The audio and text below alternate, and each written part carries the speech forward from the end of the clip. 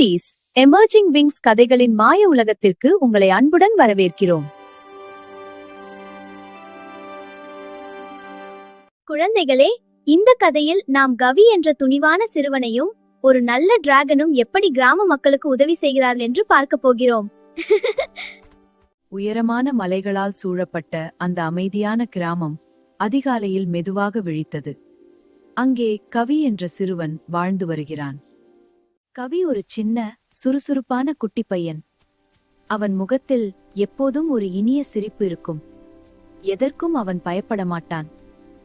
கிராம மக்கள் மலைக்கு பின்னால் ஒரு பயங்கரமான டிராகன் இருப்பதாக கூறினர். அந்த கதை ஒவ்வொரு குழந்தையின் மனதிலும் பயத்தை விதைத்தது. ஆனால் கவி அவர்கள் சொல்வதை நம்பவில்லை. உண்மையை தெரிந்து கொள்ள வேண்டும் என்று அவன் தைரியத்தை வரவழைத்துக் கொண்டு மலை ஏறத் தொடங்கினான். மலை உச்சிக்குச் சென்றபோது ஒரு பெரிய நிழல் அவன் முன் தோன்றியது. அது ஒரு மாபெரும் நீல டிராகனின் உருவம். டிராகன் பயமுறுத்தும் வடிவில் இருந்தாலும் அதன் கண்களில் சோகமும் தனிமையும் தெளிவாக தெரிந்தது. அதன் பெரிய இறக்கை காயமடைந்து இருந்தது. பறக்க முடியாமல் அது வலியால் மெதுவாக சுவாசித்துக் கொண்டிருந்தது. கவி பயப்படாமல் மெதுவாக அதன் அருகில் சென்றான். அவன் இதயத்தில் பயமில்லை, உதவி செய்யும் ஆசை மட்டுமே இருந்தது. மலை முழுவதும் ஓடி தேவையான மூலிகைகளை அவன் சேகரித்தான். டிராகனின் காயத்தில் அவற்றை மெதுவாக கட்டத் தொடங்கினான். டிராகன் அவனை ஆச்சரியமாக பார்த்தது.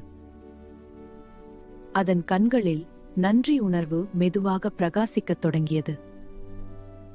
சில நாட்களில் டிராகன் வலிமை பெறத் தொடங்கியது. அது மீண்டும் தனது பெரிய இறக்கைகளை விரிக்க முயன்றது. முதலில் அது சிறிது உயரமே பறந்தது. ஆனால் தினமும் அதன் தைரியம் மற்றும் சக்தி அதிகரித்துக் கொண்டே சென்றது. ஒரு அழகான காலை டிராகன் கவியை தனது முதுகில் ஏற்றிக் கொண்டது. இருவரும் வானத்தை நோக்கி பறக்கத் தொடங்கினர். மேலிருந்து பார்த்தபோது கிராமம் மிகவும் அழகாக தெரிந்தது. கவியின் முகம் மகிழ்ச்சியால் நிரம்பியது. அந்த நேரத்தில் கருப்பு மேகங்கள் கூடியது. பெரிய புயல் கிராமத்தை தாக்க வருவதை அனைவரும் கவலையுடன் பார்த்தார்கள்.